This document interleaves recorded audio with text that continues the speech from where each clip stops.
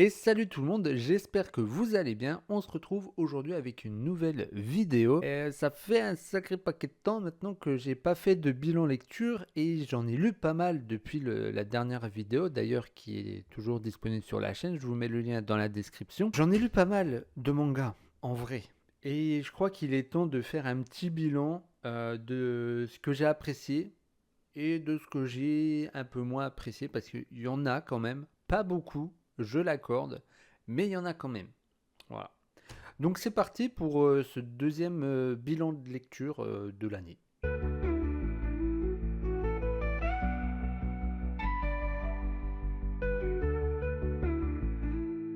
Et on commence avec du lourd, avec les tomes 5 et 6 de Vinland Saga. Et pour ceux qui me suivent sur la chaîne, ils savent que j'adore en tout cas cet univers-là. J'adore l'histoire qui est pour moi très originale. On en apprend beaucoup sur les Vikings et notamment sur les dieux nordiques, tout ça. Et honnêtement, son charme a opéré chez moi, clairement. Donc pour ceux qui connaissent pas vraiment Vinland Saga, comme je l'ai expliqué juste avant, c'est que ça suit principalement l'histoire des Vikings à travers un personnage qui s'appelle Thorfinn et qui essaye à tout prix de venger la mort de son père.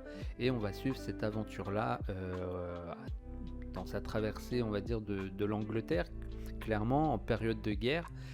C'est voilà pour ce qui est du résumé, sans trop spoiler non plus, parce que en même temps, je suis pas non plus super bien avancé dans l'histoire.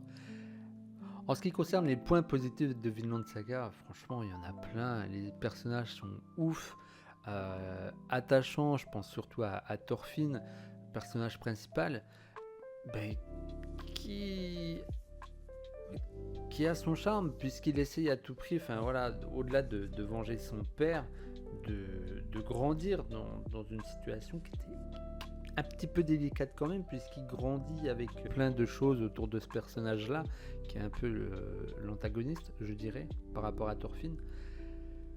Assez ouf. Pour ma part, je m'y attendais pas à ces révélations-là, et j'ai été plutôt agréablement surpris. Voilà, je sais pas où ça va me mener. J'ai hâte de lire la suite. Comme je l'ai déjà dit aussi en vidéo, c'est que il y en a beaucoup. Je crois que là, ils sont à une vingtaine de tomes, un peu plus, je crois. Et que j'ai toujours tout le temps envie de les lire. Là, j'ai le tome 7 avec moi que je n'ai pas encore lu, qu'il faut que je lise. Mais à chaque fois, Vinland Saga, honnêtement, c'est un petit plaisir. Un petit plaisir à lire à chaque fois. Voilà. Ensuite, nous avons le premier tome de Dreamland. J'ai lu ce premier tome, j'ai réellement adoré. Bon là c'est la réédition, nouveau dessin, c'est un peu plus mis à jour, tout ça on va dire. Les dessins sont magnifiques, les combats sont très dynamiques. Et honnêtement, le personnage de Terrence est assez énorme, je trouve. Franchement, c'est voilà, pour ceux qui connaissent pas, c'est un manga français qui a maintenant pas mal d'années. Donc c'est pour ça que son créateur Renaud Lemaire est en train de refaire les dessins, tout ça. Là, j'ai également d'autres tomes de Vinland, mais qui sont de l'ancienne édition, donc les dessins sont pas forcément les mêmes, que je n'ai pas encore lu, qu'il faut que je pense que je vais continuer, ouais, je vais continuer Dreamland et pas Dreamland Saga, désolé, à chaque fois, Vinland Saga, Dreamland Saga, voilà, cherchez pas, faut pas. Donc pour moi, en vrai, si je devais te donner une note, je dirais, allez, un bon 7 sur 10, je pense. Parce que je suis qu'au premier tome, donc je peux pas, on peut pas se fier que au premier tome, c'est ça qui est un peu compliqué. Mais en tout cas, de ce que j'ai vu, de ce que j'ai lu, j'ai réellement envie de lire la suite. Donc à partir de ce moment-là, il y a une bonne note. Donc pour ceux qui ne connaissent pas, on suit les aventures de Terence qui a la capacité de partir dans les rêves, dans ses rêves à lui, et qui, dans ces rêves-là, a un pouvoir, le pouvoir de contrôler le feu, et on comprend que c'est plus ou moins rare les personnes qui peuvent contrôler le feu, donc voilà, il va être un peu, on va dire, chassé, prisé par d'autres personnes, et de ce que j'ai vu en tout cas pour l'instant, ça a l'air assez... On est sur un shonen de base qui est encore une fois français, mais honnêtement, il se lit assez facilement. Voilà. C'est assez rapide. En plus de ça, les livres sont assez épais. En vrai, il y a pas mal de pages. Donc honnêtement, quand je vous dis que les dessins sont assez dynamiques, enfin, je sais pas si on voit un peu là. Si on voit quand même pas mal. Franchement, les dessins sont assez beaux. Alors après, je n'ai pas trop feuilleté l'ancienne version. Je sais pas encore la différence de dessin. Mais déjà sur les couvertures, ça change déjà pas mal. Donc j'imagine que effectivement, à l'intérieur, les dessins sont pas du tout les mêmes. Donc on verra, je vous ferai un petit retour, peut-être une vidéo spéciale Dreamland quand j'aurai bien avancé. Pourquoi pas. Ensuite, on continue avec Gachakuta. Gachakuta qui m'avait été offert par un collègue de boulot qui l'a lu et qui avait adoré. Il m'a dit franchement, je te le conseille. En plus de ça, l'animé arrive bientôt, je crois courant été 2025, il me semble. Il y a déjà un premier trailer qui est sorti. Honnêtement, j'en attendais pas grand-chose. Je l'accorde, je l'avoue. De ce manga, j'ai été quand même agréablement surpris. Donc je pense que je continuerai. Mais c'est pas non plus ma priorité. Parce que j'en ai plein d'autres et que je sais qu'ils sont déjà à 11-12 tomes, je crois, de Gachakuta. Que j'ai plein d'autres univers aussi qui ont beaucoup de tomes. Donc je vais continuer, mais je prendrai un peu plus mon temps. Je pense. On y suit les aventures de Rudo qui a plus ou moins des capacités avec ses gants, voilà, et qui est un peu marginal. Il vit dans des bidonvilles et en fait un jour il va être accusé du meurtre d'une personne et du coup il va être jeté dans un gros trou où les gens jettent leurs ordures et on va suivre ses aventures dans ce milieu plutôt hostile. Voilà. Si je devais donner une note, en vrai, Gachakuta, ça vaut le coup. Honnêtement, je le conseille. Je mettrais un bon 6,5 sur 10 à peu près. Parce que, encore une fois, ce n'est que le premier tome. Je ne sais pas trop ce que ça va donner par la suite. Mais à surveiller de près, en vrai. Les dessins sont beaux. Les combats sont très dynamiques. Il me fait un peu penser à Asta dans Black Clover, très énergique, très dans la provoque, tout ça un peu. Et j'avoue, c'est ce côté-là, moi, que j'ai un petit peu du mal.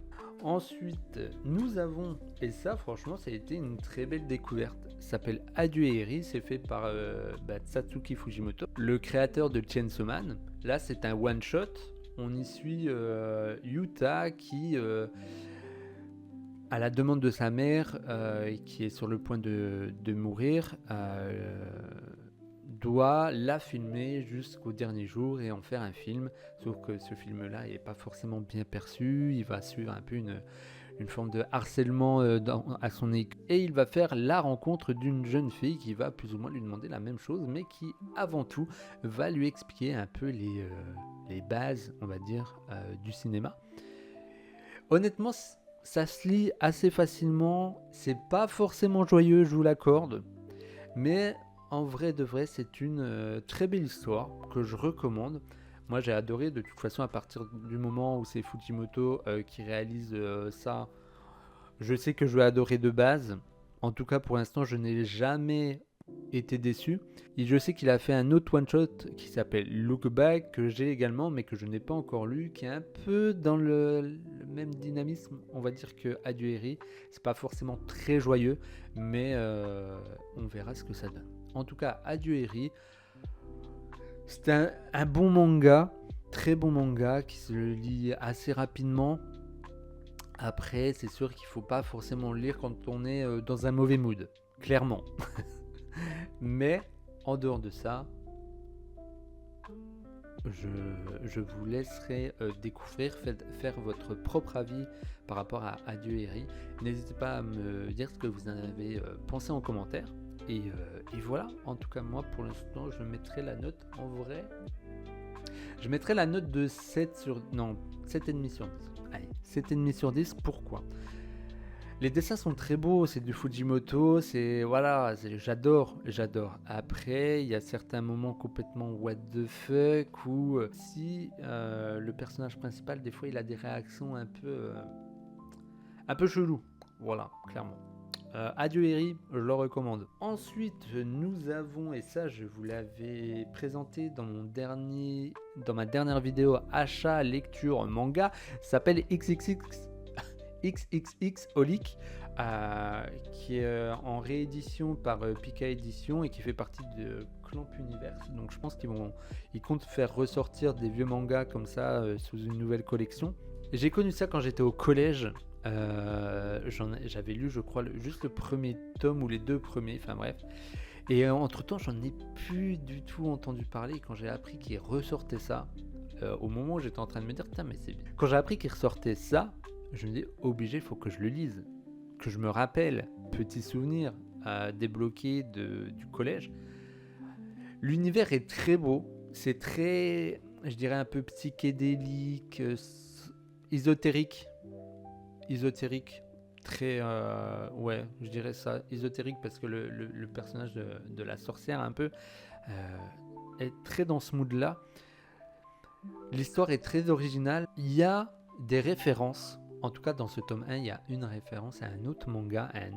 Moi, je l'ai connu en animé. Je peux pas vous le dire parce que ça serait vraiment spoilé. Mais en gros, il y a à un moment donné une petite référence à un animé. Je me suis dit, mais what ? Je me rappelais pas de ce détail-là. Et en fait, ça va avoir toute son importance à la fin de ce tome. J'ai terminé le tome, je me suis dit, mais what ? Comment c'est possible qu'il parle de ça là-dedans ? Donc j'ai hâte clairement d'avoir le tome 2 pour pouvoir continuer de savoir, de comprendre ce qui se passe en tout cas. Donc à la question, est-ce que je vais continuer ce manga-là ? Bien sûr que je vais continuer. Point positif, en vrai, les dessins sont fous. Les dessins sont... J'adore les dessins. Après, c'est vrai que il n'y a pas forcément d'action, quoi. C'est très chill, très...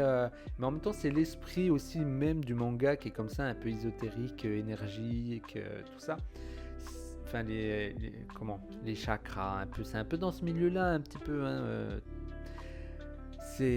Honnêtement, je le recommande. Si vous ne connaissez pas et que vous aimez un peu tout ce qui est sorcellerie, ésotérique, énergie positive, enfin... Comment vous dire ? Je peux pas, je saurais même pas clairement comment décrire cet univers-là, mais honnêtement, si vous voulez une lecture chill qui ne demande pas de prise de tête, allez-y sans problème. Voilà. Et si je dois donner une note, en vrai, je mettrais 8,5 sur 10. Oui, clairement. Le tome 2 et 3 de Smile. Smile qui est un seinen, j'en parle beaucoup sur la chaîne en ce moment puisque quasi à chaque mois il y a un tome qui sort je crois et que j'en parle quasi à chaque vidéo de mes achats manga. Honnêtement, si vous aimez tout ce qui est thriller, tout ça, vous pouvez le lire. Au début quand j'ai lu le premier tome, je me suis dit ça va, c'est pas non plus très hard ou quoi. Et je vous avoue que dans les tomes 2 et 3, on monte quand même d'un cran. On monte quand même d'un cran dans cette pression qu'il y a, puisque ça parle quand même de secte, d'une secte au Japon. Et en fait, on comprend que cette secte a beaucoup plus d'impact que ce que l'on pense dans le pays. Et c'est ça qui est fou en fait, c'est qu'à chaque moment on se dit non mais quand même la secte a aussi gros pouvoir et oui effectivement la secte a un énorme pouvoir, on en apprend un peu plus à chaque fois. Après je vous avoue que le tome 3, je pense que c'est voulu un peu de son créateur que le personnage principal, on entend beaucoup moins parler. Là, on va plus suivre un policier qui va commencer en fait à enquêter sur cette secte. Mais si on va continuer à suivre le personnage principal qui est un journaliste, on entend beaucoup moins parler, je trouve. Il est beaucoup plus effacé et ça peut être un peu, je dirais, ça peut nous détacher de l'histoire. Moi, j'avoue que le tome 3, je pense qu'il va falloir que je le relise parce que ça m'a un peu, j'ai été un peu détaché comme, en vrai, comme le personnage principal un peu.